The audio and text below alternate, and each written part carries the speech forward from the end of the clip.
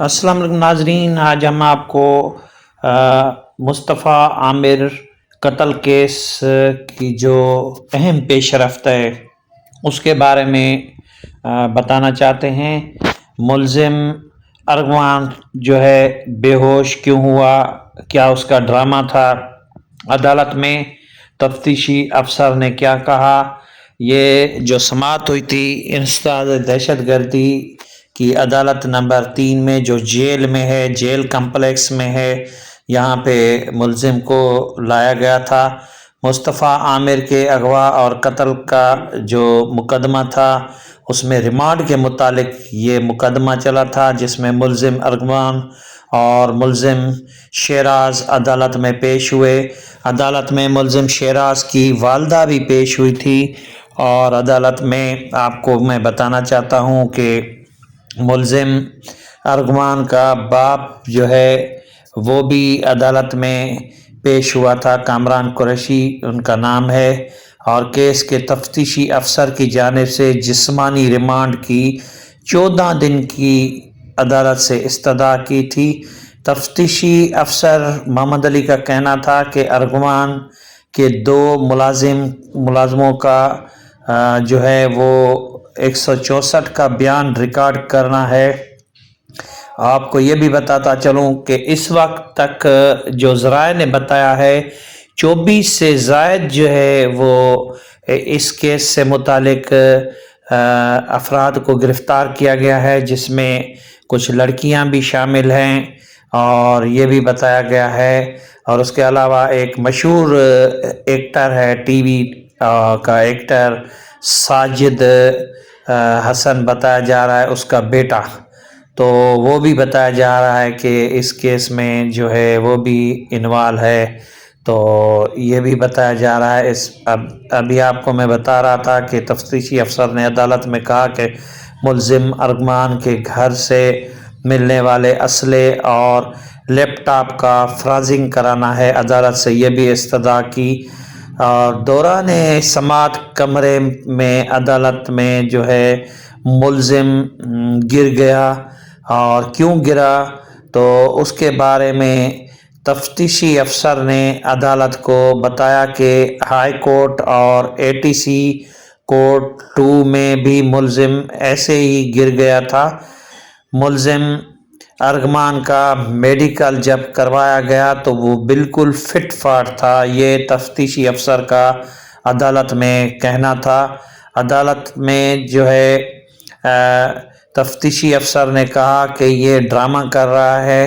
اور اس کو جب باپ نے اشارہ کیا تو یہ گر گیا۔ تو یہ بھی بتایا گیا یہ بختر بند گاڑی ہے جہاں سے آپ دیکھ رہے ہیں ارغوان کو لایا جاتا ہے۔ اس گاڑی میں پروٹوکول میں سخت سیکورٹی کا پروٹوکول ہوتا ہے، اور اس میں لایا جاتا ہے اور واپس لے جایا جاتا ہے۔ پولیس کی بڑی تعداد اس ٹائم موجود ہوتی ہے۔ تو ملزم ارغوان سے جو ہے عدالت نے پوچھا کہ آپ بتائیں کہ آپ کی کیا صورتحال ہے، آپ کو تشدد تو نہیں کیا جاتا؟ تو ملزم نے بتایا مجھے کھانا نہیں دیا جاتا۔ ملزم نے یہ الزام لگائے۔ ملزم ارغوان نے یہ بھی کہا کہ مجھے بلوچستان لے جایا گیا اور وہاں پہ مجھے تشدد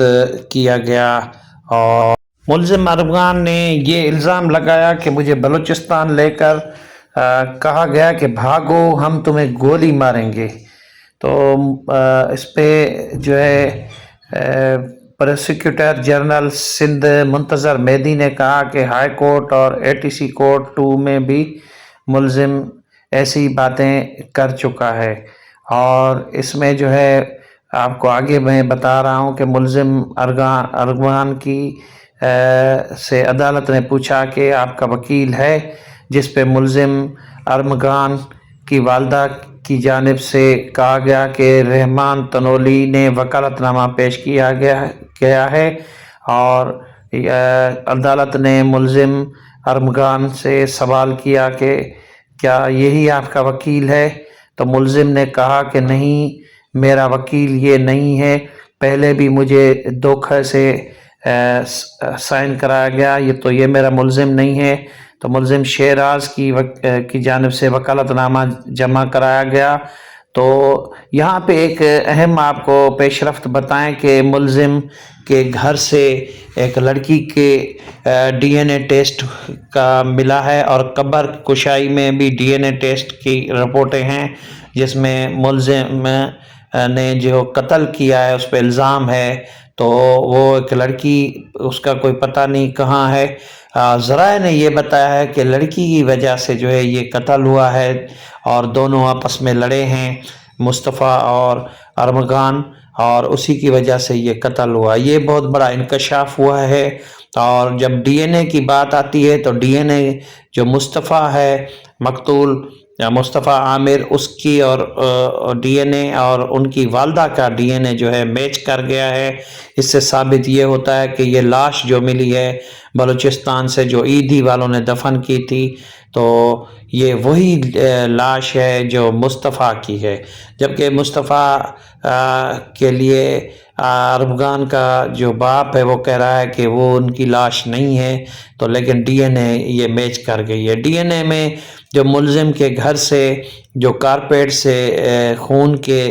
دھبے ملے تھے اس کی ڈی این اے ہوئی ہے، اس میں مصطفیٰ کے جو ہیں وہ ڈی این اے بھی ملے ہیں، اور اس کے بعد مصطفیٰ کی والدہ کے بھی میچ ہوئے ہیں، اور اس لڑکی کے بھی۔ لڑکی کہاں چلی گئی؟ تو کچھ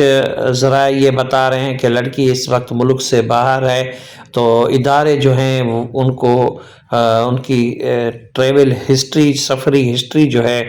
وہ بھی